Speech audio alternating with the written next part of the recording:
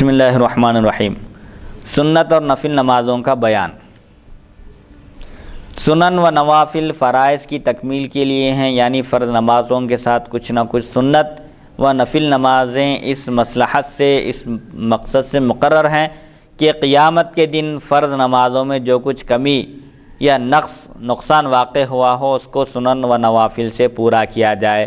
جیسا کہ ایک حدیث شریف میں آتا ہے کہ قیامت کے دن سب سے پہلے بندے کا حساب کتاب ہوگا، نماز کے بارے میں پوچھا جائے گا، نمازوں کا حساب کتاب کیا جائے گا۔ اللہ تعالیٰ فرمائے گا کہ دیکھو اگر فرض میں کمی واقع ہو جائے، فرائض پورے نہ ہوں، جتنی فرض نمازیں اس کے ذمہ ہونا چاہیے تھا اتنی نہ ہوں، تو اللہ تعالیٰ فرمائے گا فَهَلْ لَهُ مِن تَطَوُّعٍ، یعنی کیا اس کی نفل نمازیں ہیں۔ اگر نفل اور سنن اور نوافل ہوں تو ان سنن اور نوافل کے ذریعے تلافی کر دی جائے گی جو نقص واقع ہوا ہے، جو کمی واقع ہوئی ہے، جو نقصان ہے، اس نقصان کو پورا کیا جائے گا نوافل اور سنن کے ذریعے۔ اسی لیے اس حکمت کے پیش نظر اللہ سبحانہ و تعالیٰ کے رسول صلی اللہ علیہ وسلم نے فرائض سے پہلے اور فرائض کے بعد سنن اور نوافل کو مشروع قرار دیا ہے، تاکہ فرض نماز میں ہونے والی کوتاہی کی تلافی ہو جائے اور اس نقصان کی پابجائی ہو جائے۔ اسی لیے فقہاء کرام فرماتے ہیں کہ بعض نمازوں سے پہلے سنت ہے اور بعض نمازوں کے بعد سنت ہے۔ نماز پڑھنے سے پہلے جب بندہ سنت پڑھتا ہے، فرض پڑھنے سے پہلے، تو شیطان نا امید ہو جاتا ہے اور یہ کہتا ہے کہ جب یہ سنت کا اس قدر اہتمام کر رہا ہے تو فرض کیوں کر چھوڑ سکتا ہے۔ اس لیے بعض نمازوں میں فرض نماز سے پہلے سنت ہے اور بعض میں فرض کے بعد۔ اور جملہ دن میں جو سنت ہیں، اب اس میں تفصیل بیان کی جائے گی کہ بعض نمازیں، بعض سنت مؤکدہ ہیں جن کا ادا کرنا لازم ہے، بلا عذر شرعی چھوڑنے پر گناہ ہوگا۔ وہ جملہ 12 رکعتیں سنت مؤکدہ ہیں، ہر ایک کی تفصیل آئے گی۔ سنت کی 2 قسمیں ہیں، سنت مؤکدہ جس کو بلا عذر ترک کرنے والا فاسق و گناہگار ہے۔ سنت مؤکدہ کو بغیر عذر کے اگر کوئی چھوڑ دے تو فاسق و فاجر کہلاتا ہے، اللہ کی بارگاہ میں گناہگار ہے۔ نمبر 2 سنت غیر مؤکدہ جس کے ترک کرنے والے پر کوئی گناہ نہیں۔ سنت غیر مؤکدہ اگر کوئی چھوڑ دے تو کوئی حرج، کوئی گناہ نہیں، اس کو نفل و مستحب بھی کہتے ہیں۔ سنت غیر مؤکدہ کو نفل اور مستحب بھی کہا جاتا ہے۔ سنت مؤکدہ دن رات میں جملہ 12 رکعتیں سنت مؤکدہ ہیں۔ فجر کی فرض سے پہلے 2 رکعت اور ظہر مغرب عشاء کی فرض کے بعد 2 رکعتیں۔ فجر کی فرض سے پہلے 2 رکعت، ظہر کی فرض کے بعد 2 رکعت، مغرب کی فرض کے بعد 2 رکعت اور عشاء کی فرض کے بعد 2 رکعت۔ یہ 2 رکعتیں جو ہیں یہ سنت مؤکدہ ہیں، اور ظہر کی فرض سے پہلے 4 رکعت سنت مؤکدہ ہیں۔ جملہ 12 رکعت، فجر کی فرض سے پہلے 2 رکعت، ظہر کی فرض سے پہلے 4 رکعت، جملہ 6 رکعت ہوئے۔ ظہر کی فرض کے بعد 2 رکعت، جملہ 8 رکعت۔ مغرب کے بعد 2 رکعت، 10 رکعت، اور عشاء کے بعد، عشاء کی فرض کے بعد 2 رکعت سنت مؤکدہ ہے۔ جملہ 12 رکعت دن اور رات میں سنت مؤکدہ ہیں۔ ان سب میں فجر کی سنتیں سب سے زیادہ مؤکد ہیں، بلکہ بعض فقہا نے سنت فجر کو واجب تک کہا ہے کہ اس کا درجہ واجب کا ہے۔ اسی لیے عام طور پر ظہر کی نماز یا عصر کی نماز یا عشاء کی نماز میں اگر جماعت ٹھہر جائے اور مسجد میں کوئی داخل ہو تو اس کو فوراً نماز میں شریک ہو جانا چاہیے۔ اذا اقیمت الصلاۃ فلا صلاۃ الا المکتوبۃ، جب نماز قائم ہو جائے تو فرض نماز کے علاوہ کوئی اور نماز نہیں ہوگی، فوراً فرض میں شامل ہونا ہے۔ لیکن چونکہ فجر کی سنت کی تاکید آئی ہے احادیث شریفہ میں، اسی لیے اگر فجر کی جماعت بھی ٹھہر جائے اس کے باوجود سنت پڑھ کر فرض میں شامل ہونا ہے۔ اس کے لیے فقہا نے احادیث شریفہ کی روشنی میں مسائل بتائے ہیں کہ ایک کونے میں اگر فرض نماز ٹھہر بھی جائے، جماعت ٹھہر بھی جائے تو ایک کونے میں سنت ادا کر لی جائے۔ امام کے سلام پھیرنے سے پہلے تک اگر شرکت کا یقین ہو شریک ہو جا سکتے ہیں، امام کے سلام پھیرنے سے پہلے تک فجر کی فرض میں شامل ہو سکتے ہیں، تو ایسی صورت میں سنت نہیں چھوڑنا چاہیے بلکہ سنت ادا کر کے فرض میں شامل ہونا چاہیے۔ اور اگر سنت ادا کرنے تک امام کے سلام پھیرنے کا ڈر ہو یا اندازہ ہو کہ سنت ادا کریں گے تو فرض چھوٹ جائے گی، تو پھر ایسی صورت میں تب سنت چھوڑ کر فرض میں شامل ہونا چاہیے۔ نمبر 3، جمعہ کے دن فرض جمعہ سے پہلے پھر فرض کے بعد 4 رکعت سنت مؤکدہ ہیں۔ عام طور پر عام دنوں میں ظہر کی نماز سے پہلے 4 رکعت سنت مؤکدہ اور ظہر کے بعد 2 رکعت سنت مؤکدہ ہے، لیکن جمعہ کے دن جمعہ کی 2 رکعت فرض سے پہلے 4 رکعت سنت مؤکدہ، پھر فرض کے بعد 4 رکعت سنت مؤکدہ اور پھر اس کے بعد 2 رکعت سنت مؤکدہ ہیں۔ جمعہ کے دن جملہ 10 رکعتیں سنت مؤکدہ ہیں۔ جمعہ کی فرض سے پہلے 4، فرض کے بعد 6، 2 سلام سے۔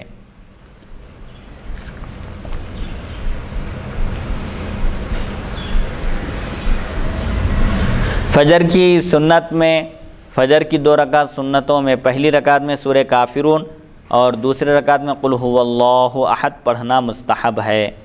حدیث شریف میں سنت فجر کی بڑی فضیلت آئی ہے، اگر یہ فرض کے ساتھ فوت ہوں تو ان کو قضا پڑھنے کا حکم ہے، برخلاف دوسری سنتوں کے کہ ان کی قضا نہیں۔ فجر کی نماز اگر کسی کی چھوٹ جائے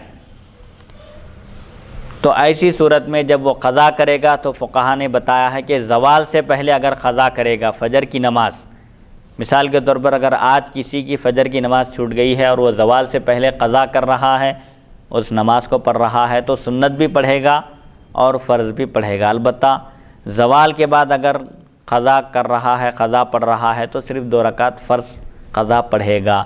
تو اس سے بھی فجر کی سنت کی اہمیت معلوم ہوتی ہے کہ عام طور پر دوسری نمازوں کی سنتوں کی قضا نہیں ہے، لیکن فجر کی سنت کی قضا ہے۔ کب؟ جبکہ زوال سے پہلے وہ ادا کی جائے، وہ 11 ساڑھے 11 سے پہلے اگر کوئی ادا کر لے، سورج کے ڈھلنے سے پہلے۔ اب وہ موسم کے لحاظ سے وقت مختلف ہوتا ہے زوال کا بھی، سورج کے ڈھلنے سے پہلے اگر ادا کر رہا ہے، اب عام طور پر سمجھے 11:30 12 بجے سے پہلے اگر کوئی ادا کر رہا ہے، موسم کے لحاظ زوال کا وقت شروع ہونے سے پہلے تک اگر کوئی پڑھ رہا ہے تو سنت بھی پڑھے گا، فرض بھی پڑھے گا۔ زوال کے بعد اگر پڑھ رہا ہے تو صرف 2 رکعت فرض کی قضا کرے گا۔ جمعہ کے دن اب یہ جو سنت مؤکدہ ہے اس کا اہتمام کرنے کی ضرورت ہے اور اس کو ذہن میں رکھنا چاہیے۔ خاص طور پر جمعہ کے دن فرض سے پہلے 4 رکعت سنت مؤکدہ، پھر فرض کے بعد 4 رکعت سنت مؤکدہ، پھر ان 4 رکعتوں کے بعد 2 رکعت سنت مؤکدہ، جملہ 10 رکعتیں پڑھنا لازم ہے، ضروری ہے، بغیر عذر کے نہیں چھوڑنا چاہیے۔ نمبر 3، رمضان میں تراویح کی 20 رکعتیں سنت مؤکدہ ہیں، ایک سلام سے 20 رکعتیں جملہ 10 سلام سے ادا کی جائیں گی۔ نماز تراویح جملہ 20 رکعت سنت مؤکدہ ہے، احادیث شریفہ سے ثابت ہے۔ حضرت عمر رضی اللہ عنہ کے زمانے میں جماعت کا باقاعدہ اہتمام ہوا، حضور اکرم صلی اللہ علیہ وسلم نے بھی اپنے عہد مبارک میں آپ نے صحابہ کو یہ نماز جماعت کے ساتھ پڑھائی۔ پھر آپ نے اس ارادے سے اس کا اہتمام نہیں فرمایا، التزام نہیں کیا کہ کہیں امت پر یہ نماز فرض قرار نہ دی جائے، جیسا کہ بے شمار مسائل میں حضور اکرم صلی اللہ علیہ وسلم نے فرمایا کہ مجھے اگر امت کو مشقت میں ڈالنے کا ڈر نہ ہوتا تو میں ہر نماز کے وقت مسواک کرنے کا حکم دیتا۔ آپ نے یہ بھی فرمایا کہ اگر میری امت پر گرا نہ گزرتا تو میں عشاء کی نماز کو نصف رات تک مؤخر کرنے کا حکم دیتا، آدھی رات کے وقت اس کے مستحب وقت میں پڑھنے کا حکم دیتا، لیکن اس طرح کا حکم دینے سے امت کے مشقت میں پڑھنے کا اندیشہ ہے۔ اسی لیے حضور صلی اللہ علیہ وسلم نے جہاں پر اللہ تعالیٰ نے رعایت عطا فرمائی ہے، سہولت عطا فرمائی ہے، آپ نے وہاں پر امت کو تنگی اور مشقت میں نہیں ڈالا، بلکہ امت کے تنگی اور مشقت میں پڑھنے کے اندیشے سے آپ نے اس کو اعلیٰ حال ہی برقرار رکھا، یعنی عشاء کی نماز کا وقت شروع ہوتے ہی عشاء کی نماز پڑھی جا سکتی ہے۔ تراویح کا بھی آپ نے اسی لیے التزام نہیں فرمایا باضابطہ کہ کہیں امت پر یہ نماز فرض قرار نہ دی جائے، تو اس سے بھی حضور اکرم صلی اللہ علیہ وسلم کا اختیار معلوم ہوتا ہے کہ اگر آپ کسی چیز کا اہتمام فرمائیں، التزام کریں تو وہ امت پر فرض ہو جاتی ہے۔ جیسا کہ حج کے موقع پر بھی جب حج کی فرضیت کا حکم نازل ہوا، حضور صلی اللہ علیہ وسلم نے فرمایا کہ اللہ تعالیٰ نے استطاعت رکھنے والوں پر حج فرض قرار دیا، تو ایک صحابی اقرع بن حابس اٹھ کر انہوں نے عرض کیا کیا ہر سال فرض ہے حج؟ تو آپ صلی اللہ علیہ وسلم نے 3 مرتبہ بھی پوچھنے پر سکوت اختیار فرمایا، اور 4تھی مرتبہ فرمایا اگر میں ہاں کہہ دیتا تو ہر سال حج فرض ہو جاتا تھا۔ تو حضور اکرم صلی اللہ علیہ وسلم کا اس سے اختیار معلوم ہوتا ہے کہ اللہ تعالیٰ نے آپ کو نہ صرف قرآن مجید کی آیتوں کا شارح بنایا، بلکہ اللہ نے آپ کو قانون سازی کا بھی اختیار عطا فرمایا کہ اگر آپ کسی چیز کو فرض قرار دینا چاہیں تو آپ کو اختیار ہے۔ تو بہرحال حضور اکرم صلی اللہ علیہ وسلم نے تراویح جماعت کے ساتھ آپ نے صحابہ کو پڑھائی تھی۔ حضرت ابوبکر صدیق رضی اللہ عنہ کے عہد مبارک میں، بلکہ حضرت عمر رضی اللہ عنہ کے عہد مبارک کے ابتدائی دنوں میں بھی صحابہ الگ الگ تراویح پڑھا کرتے تھے، لیکن حضرت عمر رضی اللہ عنہ نے ایک صحابی کے پیچھے، حضرت ابی ابن کعب غالباً جو بہترین قاری قرآن تھے، ان کے پیچھے آپ نے صحابہ کو جمع کیا اور جماعت کے ساتھ تراویح کا اہتمام فرمایا، اور اس کے بعد آپ نے فرمایا کہ یہ کیا ہی بہترین بدعت ہے، نیا طریقہ ہے۔ یعنی حضور اکرم صلی اللہ علیہ وسلم کے عہد مبارک میں اس طرح کا التزام تو نہیں تھا، لیکن آپ نے ایک امام کے پیچھے تمام صحابہ کو جمع کر دیا تاکہ جماعت کا ثواب بھی ملے اور یکجہتی اور اتحاد بھی قائم رہے۔ تو بہرحال حضور اکرم صلی اللہ علیہ وسلم چونکہ آپ نے فرمایا کہ تم پر میری سنت کی پیروی بھی لازم ہے اور میرے خلفائے راشدین جو ہدایت یافتہ صحابہ ہیں ان کی کا طریقہ بھی لازم ہے، تو حضرت عمر رضی اللہ عنہ نے ایک امام کے پیچھے تمام کو جمع کیا، اگرچہ کہ تراویح کی 20 رکعتیں احادیث شریفہ سے ثابت ہے اور سلف سے لے کر خلف تک، حضور اکرم صلی اللہ علیہ وسلم کے عہد مبارک سے لے کر آج تک امت اسی پر عمل پیرا ہے۔ سواد اعظم کا بھی یہی طریقہ ہے۔ اب جو 8 رکعت کے بارے میں جو اصرار کرتے ہیں غیر مقلدین کہ حضور اکرم صلی اللہ علیہ وسلم 8 رکعت پڑھا کرتے تھے، لہذا تراویح کی جملہ 8 رکعتیں ہیں، لیکن بخاری شریف کی جس روایت سے وہ استدلال کرتے ہیں اس میں یہ ذکر ہے کہ حضور صلی اللہ علیہ وسلم کا عمل مبارک 8 رکعت کا سال بھر کا تھا، یعنی سال بھر آپ 8 رکعت نماز پڑھا کرتے تھے۔ تو اس سے معلوم ہوتا ہے کہ وہ 8 رکعت تراویح کے نہیں بلکہ تہجد کے ہیں، جو حضور اکرم صلی اللہ علیہ وسلم کا روزانہ کا سال بھر کا معمول تھا کہ آپ 8 رکعت نماز تراویح نہیں بلکہ تہجد پڑھا کرتے تھے۔ تراویح کی 8 رکعتیں مراد نہیں ہیں بلکہ وہ تہجد کی نماز ہے۔ اگر 8 رکعت ہی پر اصرار ہے تو پھر سال بھر 8 رکعت ادا کرنا چاہیے، جبکہ غیر مقلدین حضرات بھی صرف رمضان میں 8 رکعت پڑھتے ہیں، سال بھر ادا نہیں کرتے۔ نمبر 4 رکعت والی سنتیں ایک ہی سلام سے پڑھی جائیں، اگر 2 سلام سے پڑھی جائیں گی تو سنتیں شمار نہ ہوں گی۔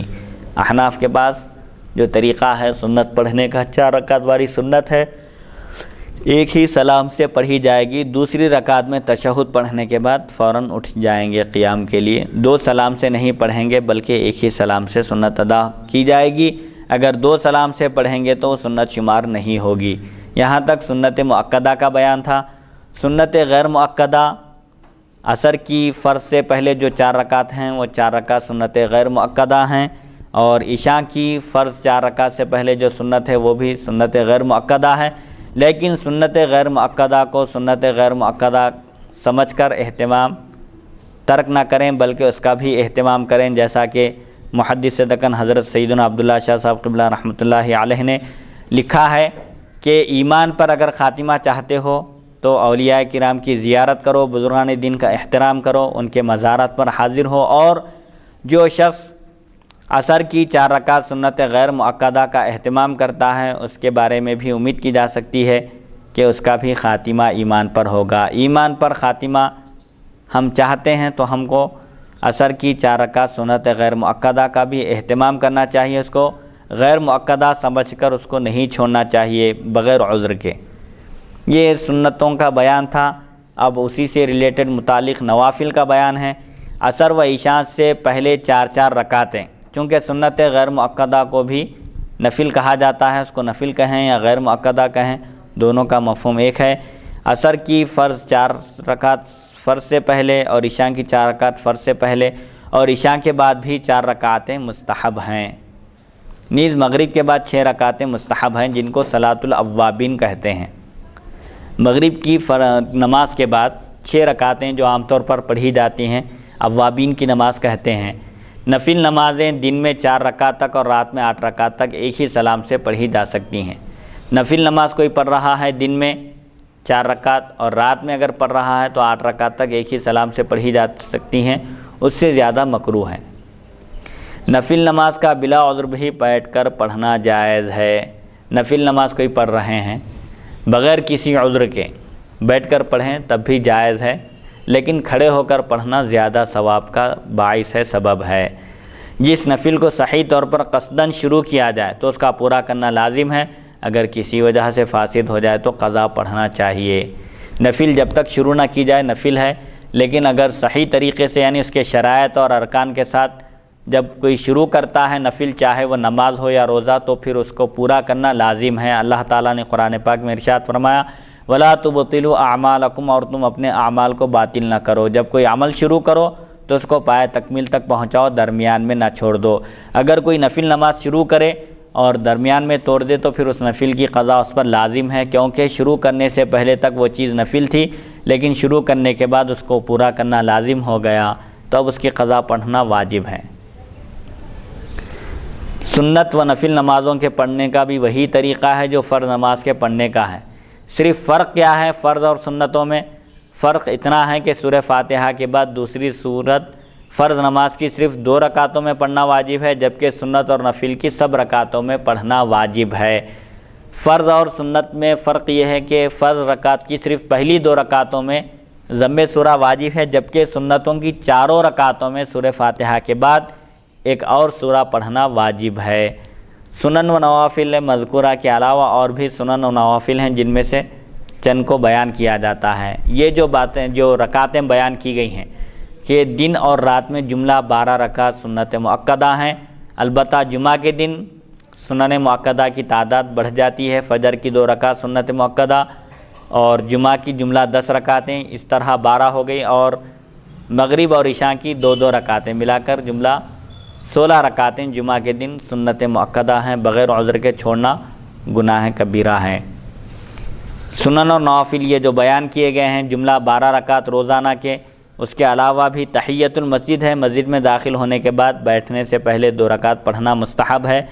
اگر کوئی شخص مسجد میں داخل ہوتے ہی بیٹھنے سے پہلے کوئی نماز جیسے فجر کی نماز ہے یا ظہر کی نماز ہے اس میں سنت پڑھ لے تو وہ سنت تحیۃ المسجد کے قائم مقام ہو جاتی ہے، تحیۃ المسجد پڑھنے کی ضرورت نہیں ہے۔ تحیۃ المسجد مسجد کا تحفہ والی نماز ہے، بیٹھنے سے پہلے اگر کوئی بیٹھنے کے بعد بھی یاد آ جائے تو پڑھ سکتا ہے۔ بیٹھنے کی قید لازمی نہیں ہے کہ بعض لوگ عام طور پر مسجد میں داخل ہونے کے بعد بیٹھتے ہیں پھر اٹھ کر نماز پڑھتے ہیں، یہ ضروری نہیں ہے۔ مسجد میں داخل ہوتے ہی رکعت باندھ کر نیت کر کے 2 رکعت نماز پڑھی جا سکتی ہے۔ ایک تحیۃ الوضو ہے، وضو کے بعد جسم خشک ہونے سے پہلے 2 رکعت نماز پڑھنا مستحب ہے۔ اسی طرح غسل کے بعد بھی کوئی غسل کر لے تو تحیۃ الوضو کی طرح غسل کے بعد بھی 2 رکعت نماز پڑھنا مستحب ہے۔ ایک نماز نفل اشراق ہے، طلوع آفتاب کے بعد 2 رکعتیں مستحب ہیں، 4 بھی پڑھ سکتے ہیں۔ اشراق کی نماز سورج طلوع ہونے کے بعد 2 رکعتیں پڑھنا چاہیے، 4 کی بھی اجازت ہے۔ فجر کی نماز فجر کی فرض ہونے کے بعد سورج طلوع ہونے تک کوئی نماز نہیں پڑھ سکتے، البتہ سورج طلوع ہونے کے 20 منٹ کے بعد 20 تا 25 منٹ کے بعد اشراق کی نماز پڑھنا چاہیے۔ چاشت کی نماز بھی نفل نماز ہے، چاشت کی کم سے کم 2 اور زیادہ سے زیادہ 12 رکعتیں ہیں۔ اگر کوئی چاشت کی نماز پڑھتا ہے تو 2 رکعت پڑھ سکتا ہے، 2 سے لے کر 12 تک جتنی چاہے رکعتیں پڑھ سکتا ہے۔ چاشت کا وقت کب سے کب تک ہے؟ چاشت کا وقت سورج کے اچھی طرح نکل آنے یعنی بلند ہونے اور گرمی پیدا ہونے کے بعد سے زوال تک ہے۔ چاشت کی نماز کا وقت شروع ہوتا ہے سورج کے اچھی طرح بلند ہونے کے بعد، یعنی گرمی پیدا ہونے کے بعد زوال سے پہلے تک چاشت کی نماز پڑھی جا سکتی ہے۔ چاشت کی نماز کم سے کم 2 رکعت ہے اور زیادہ سے زیادہ 12 رکعتیں ہیں، کوئی 2 بھی پڑھے کافی ہے، 12 تک بھی پڑھ سکتا ہے۔ اور تہجد کی نماز ہے، تہجد کی بھی نماز نفل ہے، لیکن تہجد کی نماز کا بڑا مرتبہ ہے۔ تمام نمازوں میں سب سے اہم نفل نمازوں میں تہجد کی نماز ہے کہ تہجد کا بڑا مرتبہ ہے، اور جس بزرگ نے بھی جو نعمت حاصل کی ہے وہ تہجد کی نماز کی بدولت ہی حاصل کی ہے۔ رات میں نیند کو چھوڑ کر اللہ کی بارگاہ میں حاضر ہونا، نماز پڑھنا، یہ اللہ کو پسند ہے۔ اس لیے حضور صلی اللہ علیہ وسلم نے فرمایا صلو باللیل والناس نیام، رات میں نماز پڑھو جبکہ سب لوگ خواب غفلت میں پڑے ہوئے ہوں، سو رہے ہوں۔ تہجد کی کم سے کم 2 اور اوسط 4 اور 8 اور زیادہ سے زیادہ 12 رکعتیں ہیں۔ تہجد کی رکعتوں کی تعداد کیا ہے؟ کم سے کم 2 اور اوسط 4 تا 8، زیادہ سے زیادہ 12 رکعتیں ہیں۔ مطلب یہ ہے کہ اگر کوئی شخص تہجد کی نماز پڑھنا چاہے 2 رکعت پڑھے تو بھی کافی ہے، 4 بھی پڑھ سکتا ہے، 8 بھی پڑھ سکتا ہے، 12 بھی پڑھ سکتا ہے۔ آخری جو لمٹ ہے اس کی زیادہ سے زیادہ 12 رکعتیں ہیں۔ تہجد کی نماز کا وقت کب سے شروع ہوتا ہے؟ تہجد کا وقت عشاء کی نماز کے بعد ہے، وتر سے پہلے۔ بہتر یہ ہے کہ عشاء کی نماز پڑھ کر آرام کر لے، سو جائے، پھر آدھی رات کے بعد اٹھ کر تہجد کی نماز پڑھے اور اس کے بعد وتر پڑھے، بشرطہ کہ جاگنے کا اطمینان ہو، ورنہ وتر عشاء کی نماز کے ساتھ ہی پڑھ لے۔ اگر کسی کو اٹھنے کا اندیشہ نہ ہو، یعنی اگر کوئی شخص وتر پڑھے بغیر سو جائے اور بیدار ہونے کا اس کو یقین نہ ہو تو پھر ایسی صورت میں وتر کو عشاء کی فرض کے بعد 2 رکعت سنت پڑھتے ہی پڑھ لے۔ اور اگر کسی کو جاگنے کا یقین ہو، اٹھنے کا اطمینان ہو، تو پھر ایسا شخص عشاء کی فرض کے بعد 2 رکعت سنت پڑھ لے، اس کے بعد آرام کر لے، پھر تہجد کی نماز 8 رکعت ادا کرنے کے بعد وتر پڑھ لے۔ اور اگر اٹھنے کا یقین نہ ہو، تھکا ہوا ہو اور یقین نہ ہو، اطمینان نہ ہو کہ وہ اٹھ سکتا ہے یا نہیں، تو ایسی صورت میں پھر وتر کی نماز عشاء کی نماز کے ساتھ ہی پڑھ لینا چاہیے۔ اور ایک نماز نفل نماز استخارہ ہے، یہ بھی نفل نماز ہے۔ جب کوئی اہم کام پیش آ جائے اور اس کے کرنے نہ کرنے میں تردد ہو، ڈاؤٹ ہو، ایک اہم کام پیش آ گیا ہے، کرنا چاہیے یا نہیں کرنا چاہیے، تو ایسی صورت میں استخارہ کا حکم دیا گیا ہے۔ وضو کر کے 2 رکعت نماز استخارہ پڑھنا مستحب ہے۔ پہلی رکعت میں سورہ قل یا ایھا الکافرون اور دوسری رکعت میں قل ھو اللہ احد پڑھے۔ ختم نماز کے بعد اللہ تعالیٰ کی حمد بیان کرے، حمد و ثنا بیان کرے اور درود شریف پڑھ کر استخارے کی دعا پڑھے۔ استخارے کی دعا کیا ہے؟ اللہم انی استخیرک بعلمک واستقدرک بقدرتک واسألک من فضلک العظیم فإنک تقدر ولا اقدر وتعلم ولا اعلم وانت علام الغیوب اللہم ان کنت تعلم ان ھذا الامر خیر لی فی دینی ومعاشی وعاقبۃ امری فاقدرہ لی ویسرہ لی ثم بارک لی فیہ وان کنت تعلم ان ھذا الامر شر لی فی دینی ومعاشی وعاقبۃ امری فاصرفہ عنی واصرفنی عنہ واقدر لی الخیر حیث کان ثم ارضنی بہ ثم ارضنی بہ۔ لفظ ھذا الامر کی جگہ اپنی حاجت ذکر کرے، مثلا ھذا السفر یا ھذا النکاح یا ھذا الامر وغیرہ۔ اس کے بعد اگر اس کام کرنے پر دل مائل ہو تو کرے، ورنہ نہ کرے۔ بہتر یہ ہے کہ 7 مرتبہ تک نماز استخارہ کی تکرار کر کے کام شروع کیا جائے۔ یعنی یہ بات بتائی جا رہی ہے کہ استخارہ کی نماز پڑھنا یہ بھی نفل ہے۔ حضور اکرم صلی اللہ علیہ وسلم نے فرمایا کہ ما خاب من استخارہ ولا ندم من استشارہ۔ جو استخارہ کر کے کوئی کام کرتا ہے تو وہ ناکام نہیں ہوتا۔ کوئی کام اہم کام جب پیش آ جائے، سفر کرنا ہو یا نکاح کا معاملہ ہو، رشتے کا معاملہ ہو یا کوئی بھی اہم کام ہو، تو اس وقت استخارہ کرنا چاہیے، 2 رکعت نماز پڑھنا چاہیے۔ بہتر یہ ہے کہ پہلی رکعت میں سورہ کافرون پڑھے، قل یا ایھا الکافرون، اور دوسری رکعت میں قل ھو اللہ احد پڑھے۔ نماز ہونے کے بعد عربی میں جو دعا آئی ہے اگر وہ یاد نہ ہو تو اردو میں بھی دعا کر سکتا ہے کہ میں فلاں معاملے کا ارادہ کیا ہوں۔ اس کا ترجمہ بھی جیسا کہ اس میں بیان کیا گیا ہے کہ اللہ تعالیٰ کی بارگاہ میں عرض کرے کہ میں تجھ سے خیر کا طالب ہوں، طلب کرتا ہوں، اور تیرے فضل عظیم کا طالب ہوں، کیونکہ تو قدرت رکھتا ہے، میں قدرت نہیں رکھتا، اور تو جانتا ہے، میں نہیں جانتا۔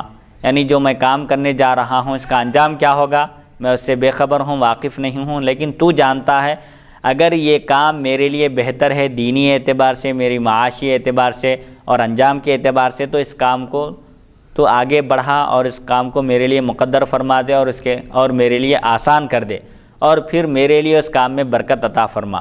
اور اگر وہ کام میرے حق میں بہتر نہیں ہے، دینی اعتبار سے مجھ کو نقصان پہنچ سکتا ہے، یا معاشی اعتبار سے یا انجام کے اعتبار سے یہ کام بہتر نہیں ہے، تو اس کام کو مجھ سے پھیر دے اور مجھ کو اس کام سے الگ کر دے، اور جہاں کہیں بھی میرے لیے خیر ہے اس کو مقدر فرما دے، پھر تو مجھ کو اس سے راضی کر دے۔ یہ اردو میں بھی الفاظ کہہ سکتے ہیں۔ ھذا الامر کی جگہ جو بھی کام درپیش ہے، مثال کے طور پر کوئی سفر کرنا چاہتا ہے نوکری کے لیے یا کسی بھی دنیاوی حاجت کے لیے، جائز حاجت کے لیے، یا نکاح کرنا چاہتا ہے، رشتہ آیا ہے یا کوئی پیام آیا ہے، تو ایسی صورت میں اس کا ذکر کرے کہ اگر یہ میرے لیے بہتر ہے تو اس کو مقدر فرما دے اور آسان فرما دے اور اس میں برکت عطا فرما۔ اب استخارہ کرنے کے بعد اگر دل مائل ہو، اس کی طرف راغب ہو دل، تو پھر وہ کام کر گزرے، ورنہ خاموشی اختیار کر لے، نہ کرے۔ البتہ اگر کسی کو استخارہ کی نماز ایک مرتبہ پڑھنے کے بعد اندازہ نہ ہو کہ وہ کام کرنا چاہیے یا نہیں، تو 7 مرتبہ تک استخارہ کرے، نماز استخارہ کی تکرار کر کے کام شروع کیا جائے، یعنی 7 مرتبہ تک استخارہ کرنا چاہیے۔ اس کے بعد پھر اس کو اندازہ ہوگا وہ کام کرنا ہے یا نہیں۔ اب اس کے اشارے بھی کبھی نماز میں بھی، وہ کبھی حالت نیند میں بھی اس کی رہنمائی کی جاتی ہے۔ استخارہ کی نماز پڑھنے کے بعد، دعا کرنے کے بعد بہتر یہ ہے کہ کسی سے گفتگو نہ کرے، کوئی دنیاوی کام نہ کرے، خاموش آرام کرے، اس میں اس کی رہنمائی ہوگی کہ اس کام کو کرنا چاہیے یا نہیں۔ استخارہ کر کے جو کام کیا جاتا ہے اس میں ناکامی نہیں ہوتی۔ یہ نماز بھی نفل ہے، استخارے کی نماز بھی۔ اب اس سے پہلے تراویح کا بھی ذکر گزر چکا ہے، اب نماز تراویح کے بارے میں تھوڑی سی تفصیل ہے کہ نماز تراویح کا درجہ کیا ہے، مردوں کے لیے کیا حکم ہے، عورتوں کے لیے کیا حکم ہے، اس کو بھی اختصار کے ساتھ بیان کیا جائے گا کہ نماز تراویح سنت مؤکدہ ہے، مردوں کے لیے بھی عورتوں کے لیے بھی، یعنی مردوں کو بھی نماز تراویح کا اہتمام کرنا چاہیے اور عورتوں کو بھی۔ البتہ عورتوں کے لیے جماعت نہیں ہے، تنہا نماز پڑھنا چاہیے، کیونکہ عورتوں کی جماعت مکروہ تحریمی ہے۔ مرد اگر دنیاوی کاموں میں مصروف ہیں، عام طور پر لوگ تجارت کا، بزنس کا عذر پیش کرتے ہیں کہ ہماری دکان ہے، ہماری تجارت ہے، اور رمضان سیزن ہے، مہینہ ہے کمانے کا، لیکن کسی بھی صورت میں یہ نماز چھوڑنا بہتر نہیں ہے۔ اگر تاجر ہیں تو کوئی ایک وقت مقرر کر لیں اور اس وقت پر جماعت بنا کر نماز پڑھ لیں، اور اگر اتنا بھی نہیں کر سکتے تو کم سے کم تجارت سے فارغ ہونے کے بعد گھر میں ہی صحیح 20 رکعت نماز تراویح کا اہتمام کریں، علم ترا سے ہی کیوں نہ ہو، اس نماز کا اہتمام کرنا چاہیے۔ نمبر 2، جس رات کو رمضان کا چاند دیکھا جائے اسی رات سے تراویح شروع کی جائے، اور جب عید کا چاند نظر آئے تو چھوڑ دی جائے، یعنی رمضان کا پورا مہینہ تراویح پڑھے، اگرچہ کہ قرآن مجید مہینہ تمام ہونے سے پہلے ختم ہو جائے، چاہے 3 دن میں ختم ہو جائے قرآن، 10 دن میں ختم ہو جائے، 20 دن میں ہو جائے، یا 27ویں شب کو ختم ہو، لیکن پورا مہینہ چاند دیکھنے کے بعد سے چاند دیکھنے تک نماز تراویح پڑھنا سنت مؤکدہ ہے۔ چاہے پورا قرآن پڑھا جائے بہتر ہے، اور اگر پورا قرآن نہیں سن سکتا ہے تو کم سے کم علم ترا سے ہی صحیح نماز تراویح پڑھی جائے۔ نماز تراویح روزے کی تابع نہیں۔ کیا مطلب ہے؟ جو لوگ کسی وجہ سے روزہ نہ رکھ سکیں ان کو بھی تراویح پڑھنا سنت ہے۔ کوئی یہ عذر نہیں کر سکتا کہ میں فرض روزہ ہی نہیں تھا، تراویح کیوں پڑھوں؟ روزے کے تابع نہیں ہے تراویح، روزہ نہ رکھنے والوں کو بھی تراویح پڑھنا ہے۔ تراویح کا وقت نماز عشاء کے بعد سے فجر تک ہے، یعنی نماز عشاء سے پہلے اگر تراویح پڑھی جائے تو اس کا شمار تراویح میں نہ ہوگا، کیونکہ تراویح کا وقت نماز عشاء کے بعد ہے۔ اسی لیے اگر کوئی مسجد میں داخل ہو اور اس کی عشاء کی نماز چھوٹ جائے تو تراویح میں شامل نہ ہو، بلکہ پہلے عشاء کی 4 رکعت فرض پڑھ لے، اس کے بعد تراویح میں شامل ہو۔ نمبر 4، تراویح کا وقت نماز عشاء کے بعد سے فجر تک ہے، وطر سے پہلے خواہ بعد، لیکن وطر سے پہلے پڑھنا بہتر ہے۔ 2 چیزوں کا اختیار ہے، اگر کوئی عشاء کی نماز کے ساتھ 2 رکعت سنت پڑھے پھر وطر پڑھ لے، اس کے بعد تراویح پڑھے تو ایسا بھی کر سکتا ہے، لیکن بہتر یہ ہے کہ تراویح وطر اور عشاء کے درمیان میں ہو، یعنی جیسا کہ عام طور پر طریقہ ہے 4 رکعت فرض کے بعد 2 رکعت سنت مؤکدہ ادا کی جاتی ہے، اس کے بعد 20 رکعت تراویح سنت مؤکدہ ادا کرنے کے بعد وطر جماعت کے ساتھ پڑھی جاتی ہے۔ نماز تراویح کے پڑھنے میں تہائی رات یا نصف شب تک تاخیر کرنا مستحب ہے، نصف شب کے بعد بھی مکروہ نہیں۔ نماز تراویح کا وقت تو عشاء کے بعد سے فجر تک ہے، لیکن رات کے 3 حصے کر کے، یعنی مثال کے طور پر 12 گھنٹے کی رات ہے تو تہائی رات یعنی رات شروع ہونے کے 4 گھنٹے کے بعد یا 6 گھنٹے کے بعد تراویح پڑھنا مستحب ہے، بہتر وقت ہے اس کا، لیکن آدھی رات گزرنے کے بعد بھی پڑھنے میں کوئی کراہت نہیں ہے۔ نمبر 6، نماز تراویح میں جماعت سنت کفایہ ہے۔ نمبر 7، نماز تراویح کی 20 رکعتیں ہیں، ہر 2 رکعت 1 سلام سے 20 رکعتیں جملہ 10 سلام سے ادا کی جائیں گی۔ نماز تراویح میں 4 رکعتوں کے بعد اتنی دیر بیٹھنا مستحب ہے جس میں 4 رکعتیں پڑھی جا سکیں۔ ہر 4 رکعت کو تراویح کہتے ہیں اور پوری نماز کا نام نماز تراویح ہے، چونکہ اس میں ہر 4 رکعت کے بعد وقفہ دیا جاتا ہے، تھوڑا سا آرام لیا جاتا ہے، راحت دی جاتی ہے۔ اتنی دیر بیٹھنا ہر 4 رکعت کے بعد جس میں 4 رکعتیں ادا کی جا سکی، یہ مستحب ہے۔ اب البتہ اس حالت میں بیٹھنے کے درمیان اختیار ہے کہ تسبیح پڑھے یا قرآن پڑھے یا نفل نماز پڑھے یا خاموش رہے۔ نمبر 9، تراویح میں ایک بار قرآن مجید کا ختم کرنا سنت ہے۔